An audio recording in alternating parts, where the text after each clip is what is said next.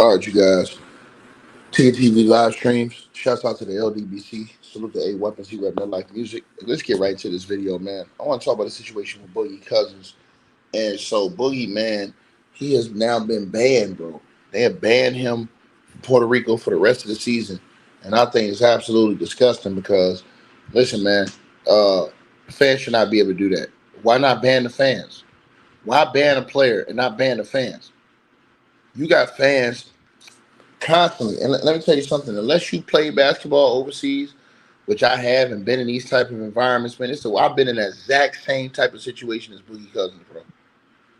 And let me tell you something. You really in there fighting for your life in certain situations, bro. Especially if the fans start storming down to the court area, trying to get to the back area, which has happened in situations with me before. You understand? And it is gruesome overseas. I'm talking about things they'll say to you, things they'll throw at you during the game, all this stuff. But you ain't gonna ban the fans, but you're gonna ban him from the Puerto Rico League. Absolutely disgusting. So they banned this guy for the rest of the season because he dare reacted. And it's been multiple incidents where people have tried to disrespect this guy, right? And so they had multiple videos. Two Rob, what's up, dog? Salute. Shout out to my boy Two Rob for TV in the building. It's been multiple videos, man, where I've seen fans trying to disrespect Boogie. And bro, the dude is like, he's at his wit's end with this shit, bro. So I know he's tired of it, and it's gonna make him look bad. But you got people throwing drinks at these people's heads, bro. I'm telling you, playing overseas taught me a whole lot about playing under pressure, bro. Because the fans can get away with damn near murder overseas. They can get away with every single thing overseas versus whether you're in the NBA. And the NBA is more controlled environment. Fan do something, they'll get the fan out now. It's way different playing in the league than it is overseas. Overseas, man, them fans go crazy. Them people hold the players responsible before they hold any of the fans responsible. And the fans be saying anything, calling you anything they want to call you, out your name, calling you the N-word. Like I said, you seen them throwing all kind of shit at the dude, bro. That shit crazy, man. Talking about his mother, all kind of stuff they'll do to you. They'll do you some type of dirty overseas to the way they talk to you. Throw shit at you. Like I said before, throw hot nickels at you and stuff like that. I've seen it all, bro. I've seen it all, bro. And so it's just an unfortunate situation seeing him go through that because it could have got real bad. It took like 10 people to try to hold this dude from getting up there in that crowd, man. I don't like that shit, man. That's fucked up, man. 7A, what's going on, dog? Salute, brother. Shout out to my boy 7A Sports TV in the building. But yeah, man, it's messed up, bro. They don't ban this man for the rest of the season, bro. And based off that, and I'm telling y'all, I've been in that exact same situation. You can ask any nigga I played with, bro. I was in Venezuela when that shit happened, bro. This dude is in Puerto Rico. I was in Venezuela, bro. I was getting ready, bro. It had to be about 10,000 people in that crowd, bro. And it was going to be me and my teammates against all 10, 15,000 of them. Because one of them threw some shit on the court and said some shit, and they didn't think I understood it. I understand Spanish fluently. You know what I'm saying? A motherfucker called me a nigga, whatever he said. He said something else, too. And, bro, that was that. Once he did that and threw that shit, bro, I went up in the road. Yank this nigga. I tried to yank this nigga over the top of the barricade shit. I tried to yank his ass down. When I did, the whole crowd was trying to fight me, bro. They had to have, bro, it was like both teams was trying to hold back the players, and then they brought the whole goddamn on task force out the back with the big ass batons and the shields and all that other shit they be having. Man, them niggas pushed me and my teammates out through that back door and slammed that steel door and put that big ass padlock on it, and the fans was trying to get through. All the fans was fighting trying to get through. I said that bitch off, nigga. Real shit. And so I was like, damn, when I was watching the video, I was like, man, they finna do Boogie like this. And I'm gonna tell you something, it's a bad look on the league in Puerto Rico because Boogie's an ex-NBA basketball player. If y'all letting him get did like that, how y'all think other NBA players gonna want to come over there and keep playing? Because the NBA players have been going to Puerto Rico for years getting checks, bro. So Boogie go over there, Boogie probably getting like $75,000, $80,000, $90,000 a month. And over in Puerto Rico, they pay you every week. So he getting paid every week. So Boogie got ex-NBA tag. He probably getting around 75 to 100 a month. So you chop that up and how much he getting each week. So now he lose that. They ban him for the rest of the season over there. He lose that money. And it's a great life over there in Puerto Rico. It's chill, great weather. You by the beach, beautiful women, great time. It's just them fans, man. Them fans be going crazy, bro. I'm telling you, man. Especially when you on the road and them fans be going crazy, man. It ain't nothing you can do. And then I'm telling y'all, you go out to the street, and that shit get worse, bro. Like we went out to the street, we had to wait like 2 or 3 hours before we could go out to the street because people be waiting on you. What they'll do is they'll wait on you outside, and then they'll follow your bus. And when your bus get to an area, they'll surround your bus, and you know what I'm saying, come on there and try and rob everybody, or shit can get real ugly, man. You know what I'm saying? Like one night, that same night I got into it, we went out and actually they stopped to go get something to eat out there in the street. I don't be eating that street food. So I was like, yo, I'll just get something when we get back to the hotel. So when they went out to the stop, I went and got an Uber, and I just went back to the team hotel with one of my teammates. I'm like, man, I ain't finna eat this shit, bro. I'm finna go back to the hotel, order something, man. So we went back to the hotel. When my teammates got back, they was like, yo, dude, and them came back looking for you. Well, God said, well, looking for who? They said, looking for you. I was like, where they at? Overseas, we played back to back. So we played the next night. We played the same team back to back. Played the next night. I went there the very next night. Them dudes was right there. I seen them dudes, dog. They said, what's up? I said, nigga, what's up? They said, oh, you ain't finna back down. I said, nigga, I ain't finna back down from nobody, nigga. What y'all niggas thought I wasn't gonna show up tonight? And then, nigga, we had a conversation. Once they found out I spoke Spanish, and I'm telling y'all what I was saying to them in Spanish, they respected me more because I knew the language. So once I was like talking with them and shit like that, they was like, damn, y'all, you really know the language and stuff like that. And then I actually became cool with them, and then went and played for their team 2 years later. See what I'm saying? So that's how that worked out. But in those situations where you got to do like Boogie, who don't speak no Spanish, you going crazy on people, bro, as far as because they doing crazy shit. So now when you go off, now, bro, the whole crowd gonna go against you. And if you seen that crowd over that game, bro, it had to have been like 12 to 15,000 people in that arena. So imagine all those people now enraged at Boogie. And here's the thing. Boogie's lucky he didn't go up in them stands. And I thank God he didn't go up in them stands because a lot of times they don't really be checking them people like that overseas, bro. They don't, bro. A lot of times they don't really be checking them good. So dudes could have had knives, shanks, anything. Boogie came up there and got killed right there in the stands, right there overseas. I guarantee you they would have killed him. And I hate to say it, but that's how that shit happened. I've seen, bro, I've been over in Europe before, bro. People throw hot nickels at you from the sidelines. That's why they have those shits over the benches, bro. It gets crazy overseas. Overseas is one.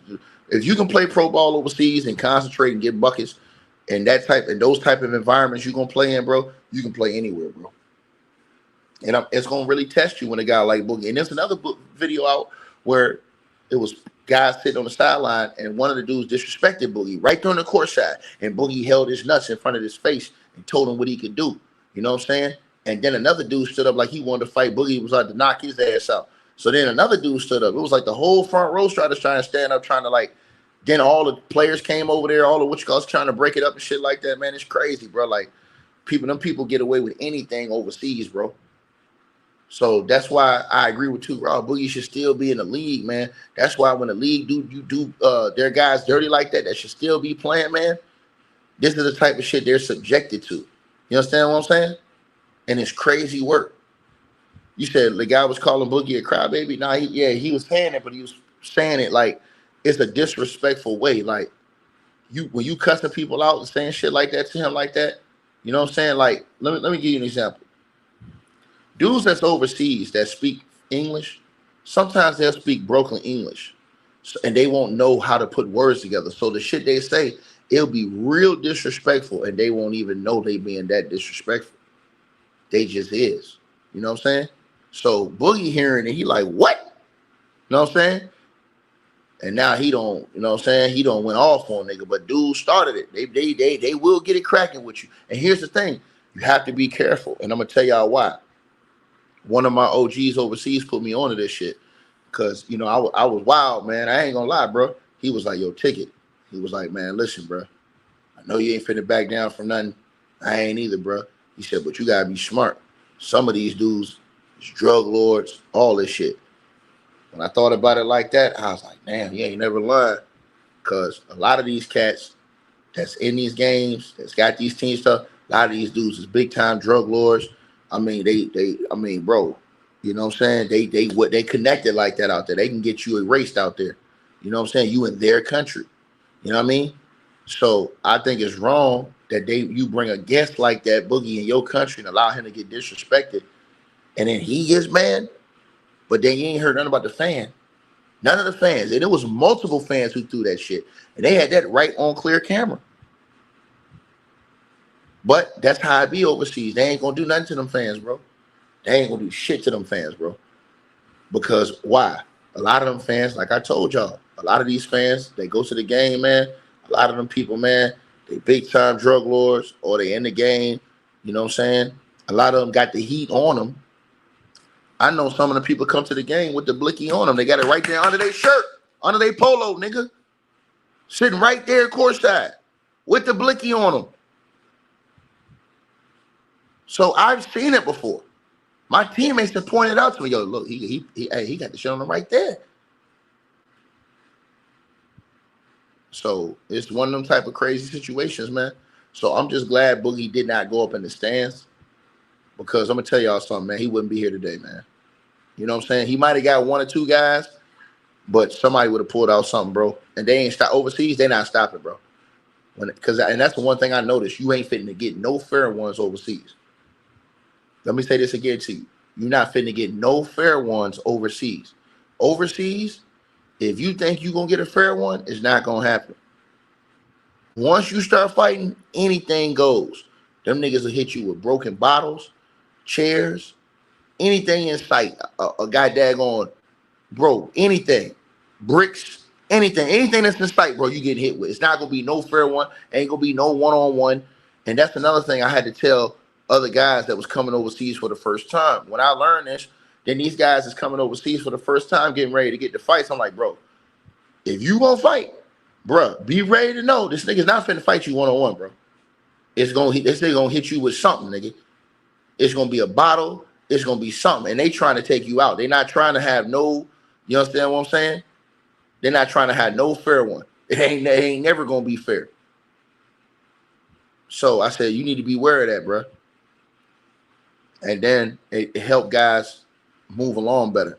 But I don't think that Boogie, I don't think overseas is good for Boogie. And the reason why I say that is not because I don't want him to get his money. It's just because of the environments that the crowds create and Boogie's mentality. You know what I'm saying? He'll have to go to only certain countries where they're like when he was in Taiwan, or if you go to if he goes to the Philippines, that's good countries for him with crowds that ain't gonna be like that. Man, you go down there to Latin America, you go to Europe, bro. Take your ass over there, bro. Nah, them crowds ain't it, man. Them people crazy as hell, man. Y'all definitely let me know what y'all feel on this, man. I feel bad they banned Boogie, bro. That's messed up, bro. How you gonna ban him when them niggas hitting him with drinks, calling him all types of shit out his name, and you gonna ban him? Y'all let me know what y'all. And I'm telling y'all, they gonna hurt it for ex-NBA players. They gonna make ex-NBA players feel like they ain't safe going over there. So Puerto Rico, if y'all need to change y'all how y'all moving over there with that situation with them imports. I'm telling y'all this. You say you ain't lying, you from the Caribbean, it gets real. I'm telling you it gets real, bro. I don't see all kind of shit at these games, bro. I don't have to, you know how many Americans I told, dog? To the brother, right? You know how many Americans I told, bro? Hey, look, man. And I'm talking about cold-blooded niggas that's playing ball. I had to say, hey, dog, hey, man, look, don't even, you know what I'm saying? They ready to go off on a fan. They might be on the other team. I tell them, hey, don't do that, dog. You know what I mean? Because it might be somebody from my home crowd that I know. And I know how them niggas is moving. Straight up. The niggas is strapped. They ready for whatever. And if you go do something crazy, they don't care about none of that. You an American shit, none of that. They're not worried about none of that. They finna lay it down. So once you learn that, I had to tell Big Dog, a couple dudes. You know what I'm saying? I got into it one time, and I told y'all, me and the Terrence Shannon Jr., who played for the Minnesota Timberwolves, me and his father, we played on the same pro basketball team. You can ask that nigga. We went out to have a drink one night after a game. We just chilling, just having conversation about the game and practice and stuff like that and things that was going on. One of these crazy dudes come up behind us trying to act crazy. So I'm like, man, here we go, man. So I'm being cool because I'm like, yo, I don't know what's on, what this dude on, none of that. I'm like, so I'm just gonna be cool. He kept pushing the shit. Like then he started trying to put his hands on nigga like, hey, y'all ain't listening. I said, yo, bro, look, man. I said, dog, you see we not talking to you, man, bro. What you doing though, dog? And then he said something crazy. And Terrence Shannon Jr., daddy, he came on here to tell y'all this again. He was like, oh shit, T, I already know what you finna do. I said, man, bro, didn't I tell you, bro? I said, bro, just leave us alone, dog. This last time I'm gonna tell you, bro. Man, this nigga come back over there, bro, fucking with us again, bro. I got so mad, man. Man, I picked this nigga up and threw his ass across the whole goddamn club. I swear to God, I threw that nigga about 10 feet. That nigga fell into a goddamn AC unit and was knocked the fuck out. We thought that nigga was dead. Me and that nigga T. Shannon, his father, man, we laid the drinks down, walked outside and walked away. I was like, damn, dog. And that nigga was laid out cold in the floor. So we just went over to a whole different spot like ain't nothing happened. We come back out an hour later. This nigga finally came to his senses, and he's still standing outside that same, that same bar we was in. He's still standing outside there trying to get his shit together. And he looked back over at me, and I look at him like, oh, fuck. I said, bro, you want some more, man? And that nigga Terrence Shannon daddy was like, yo, Ticket, you crazy. That nigga started laughing. I was like, man, you want some more, dog? That nigga just looked the other way. That nigga drunk some water and shit, looked the other way and walked away with one of his homies. I was like, man, whatever, bro. I said, man, let's get out of here, man. We called the driver, man, and got the hell on up out of there, man. He'll tell you, though, that nigga was dying laughing, nigga. First, we wasn't laughing because I thought that nigga was out of there, bro. Because the way I threw that, and I was so mad, I picked that nigga up by his goddamn shirt. Boom! Threw that nigga. All you heard was boom! Everybody in the whole shit went crazy. That nigga just tumbled to the ground. Boop! That nigga was out. I was like, damn, dog. That nigga T was like, yo, that nigga might be dead, dog. I was like, yo, man, let's get out of here, bro. So we dipped. Like I said, an hour later, that nigga was outside stumbling and shit. And that nigga looked across the street. That nigga seen us because we had to walk back past that bar to go back to where we was going to get to our driver. Man, that nigga seen me. I seen him. I was like, yo, you want some more? He was like, bro, you crazy, man. I was like, dog, man. So yeah, bro, that's how it gets, man. I'll be trying to tell these people, man. So you got watch, and luckily we was blessed that night that he didn't have nothing on him. He could have had a knife, he could have had a gun, he could have had anything. But this is how it be, man. You know what I'm saying? People just come up on you, just be fucking with you, man. So I understood where Boogie was coming from. It's messed up though. They expect you to be a trained to deal with all of that. Fans throw drinks in your face, you supposed to deal with that. Nah, fuck that. All kind of shit. They expect you to deal with that shit professionally. You know what I'm saying? So that's crazy, man. You know, but I'm happy that Boogie did not get up in them stands. And shout out to his teammates. His teammates did right. It took 10 of them dudes to hold him back. Thank God. Because if they did not hold Boogie back, I'm telling y'all right now, the Malice in the Palace ain't nothing to what would have happened if Boogie would have went up in them stands. I believe Boogie would have got stabbed and all kind of shit. He went up in them stands, bro. I'm telling y'all this. I'm not telling you what I think. I'm telling y'all what I know. They'd have hit that nigga because they be having beer bottles and that shit. Somebody would have cracked a beer bottle and split his wig, and they would have tried to unalive his ass right there in front of the world.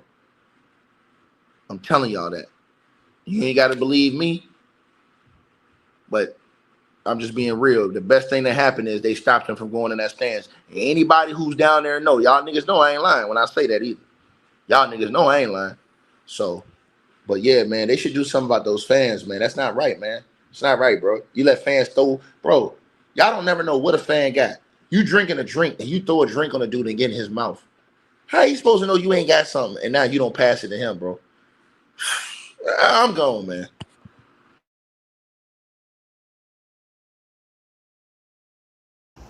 All right, you guys, so we hope you enjoyed the show over here on Ticket TV live streams.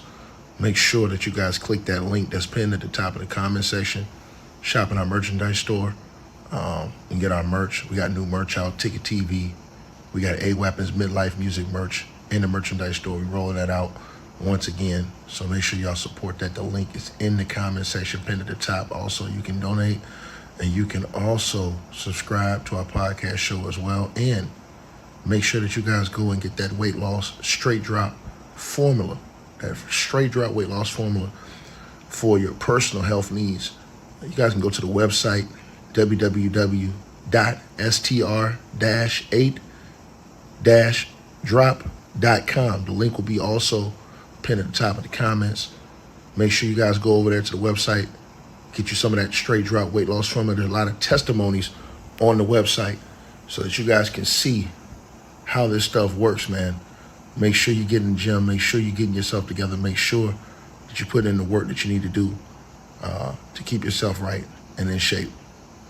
Like, share, subscribe. Salute to everybody checked in.